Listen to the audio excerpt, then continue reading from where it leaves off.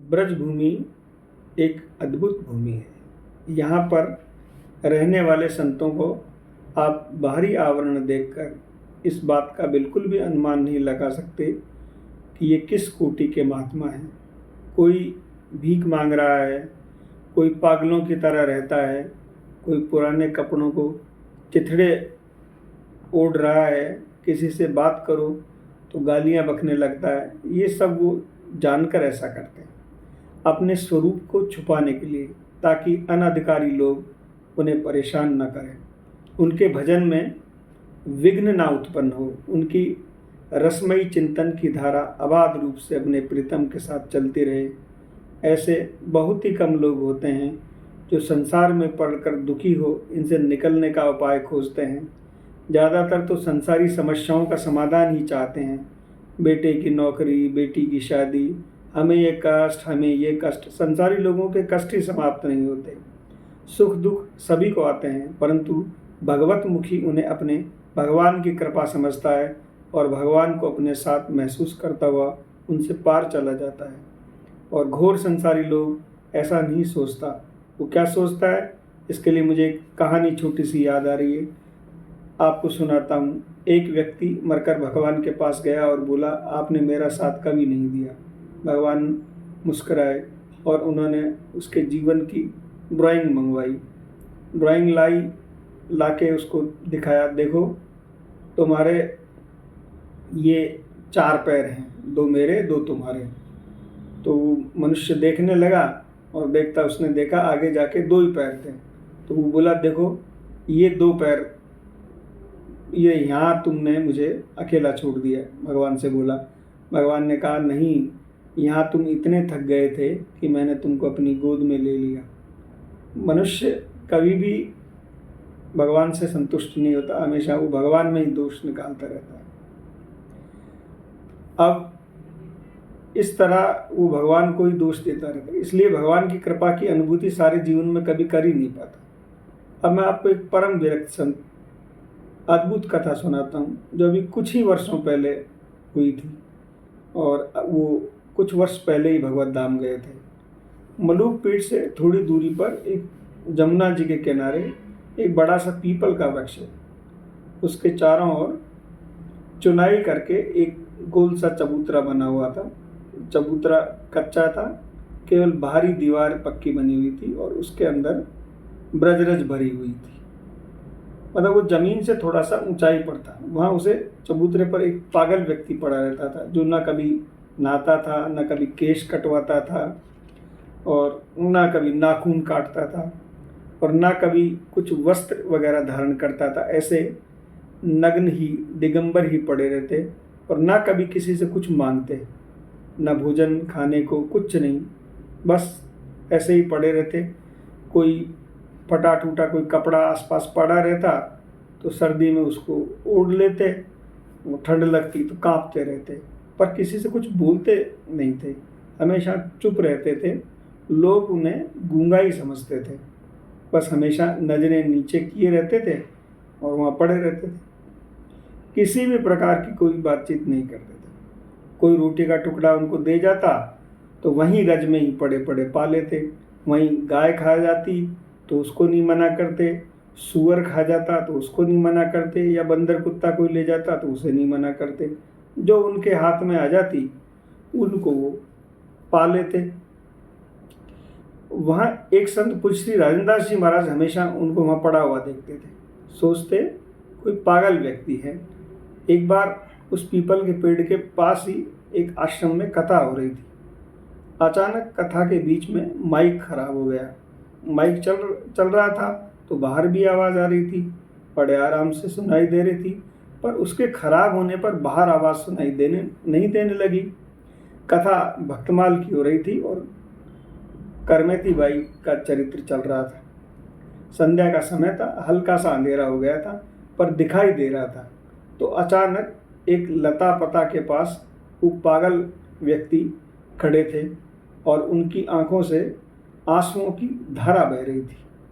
महाराज जी की अचानक राजेंद्र सिंह महाराज की उन पर नज़र पड़ी, और नज़र पड़ी तो उन्होंने देखा कि उनकी आंखों से अविरल आंसू जा रहे थे। तो महाराज जी ने देख एक क्षण के लिए आपस में नज़र मिली और महाराज जी समझ गए कि ये पागल तो नहीं है, ये कोई पहुँचे हुए संत हैं, पागल के वेश में ये यहाँ रहते हैं, इसमें तो कभी बातचीत करेंगे तो पता लगेगा। फिर क्या कथा पूर्ण हो गई और वे थोड़ा पहले ही वहाँ से पागल बाबा चले गए। कई बार महाराज जी ने उनसे बात करने की कोशिश की पर कोई मौका नहीं मिला, पर इतना जरूर हो गया कि वो महाराज जी को पहचानने लग गए। अतः महाराज जी दूर से ही उनकी आंखों देखकर प्रणाम कर लेते। यदि उनकी आंखें ऊंची उठी होती तो उसका वो जवाब दे देते आंखों ही आंखों में। इस तरह से सिलसिला चलता रहा। तो एक दिन महाराज जी ने देखा कि बहुत ठंड पड़ रही थी, बहुत कोहरा था, एक बल्ब जल रहा था और उसकी रोशनी भी मुश्किल से कोई 10-15 फुट तक ही उसकी रोशनी जा रही थी। कोई नहीं था जमुना जी के किनारे, बिल्कुल एकांत था और महाराज जी भी अकेले ही थे। तो महाराज जी ने देखा कि वो ठंड में पड़े पड़े ठिठुर रहे थे, क्योंकि ओढ़ने के लिए भी कुछ अच्छी व्यवस्था उनके पास नहीं थी। वो जो कुछ ओढ़ रखा था उन्हें फटे टूटे चितड़े, उससे ठंड नहीं रुक रही थी। तो महाराज जी ने देखा ये अच्छा मौका है, तो महाराज जी उनके पास गए। रविदास जी महाराज ने दूर से ही थोड़ा दूरी से उनसे कहा राधे श्याम राधे श्याम। उन्होंने नजरें ऊपर उठाई और जवाब दिया राधे श्याम। तो महाराज जी ने कहा आपने मुझे पहचाना? तो वो उन्होंने बोला हाँ मैंने पहचाना, उस दिन आप आश्रम में भक्तमाल की कथा कर रहे थे।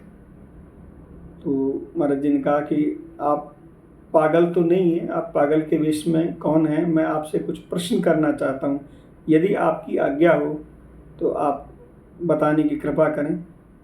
तो उन्होंने कहा ठीक है पूछिए। तो महाराज जी ने कहा आप कहाँ से आए हैं?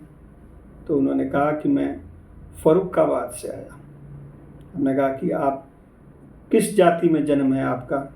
तो उन्होंने कहा कि कान्यकुब्ज ब्राह्मण। हमने कहा कि कुछ पढ़े लिखे हैं आप? तो उन्होंने कहा जी। तो हमने पूछा कितने पढ़े हैं आप? तो उन्होंने कहा MSc।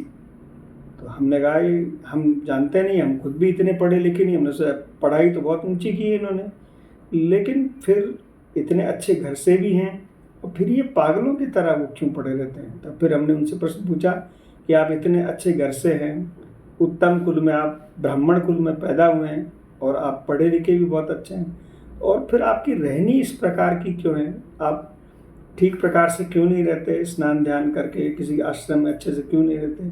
तो उन्होंने जवाब दिया कि कृष्ण की प्राप्ति के लिए मैं इस तरह से रहता हूँ। तो हमने पूछा कि मिले? तो उन्होंने कहा हाँ मिले। तो हमने उनसे प्रश्न किया कि कैसे, ध्यान में मिले या प्रत्यक्ष में? तो उन्होंने कहा प्रत्यक्ष में। हमने उनसे फिर पूछा कि किस प्रकार मिलन हुआ? तो इस बार वो थोड़े भावुक हो गए और भावुक होकर बोले कि जैसे आप आकर हमसे मिल रहे हो, वो भी हमसे आके ऐसे ही मिले। तो हमने फिर उनसे अगला प्रश्न किया कि कितनी बार आपको उनके प्रत्यक्ष दर्शन हुए? तो फिर वो रोने लगे कि नित्य मिलते हैं, मिले ही रहते हैं, मिले ही रहते हैं, और वो भावपूर्ण होकर रोने लगे। हमारा भी मन बड़ा भावुक हो गया और हमारे आंखों से भी आंसू जाने लगे। फिर वो रोते रोते ही हमसे दोनों हाथ जोड़कर बोले बाबा ये बात आप किसी को मत बताना, हम नहीं चाहते कि कोई इस बात को जाने और हमारे भजन में बाधा हो। हम इसी तरह से चुपचाप पड़े पड़े ही भजन करना चाहते हैं।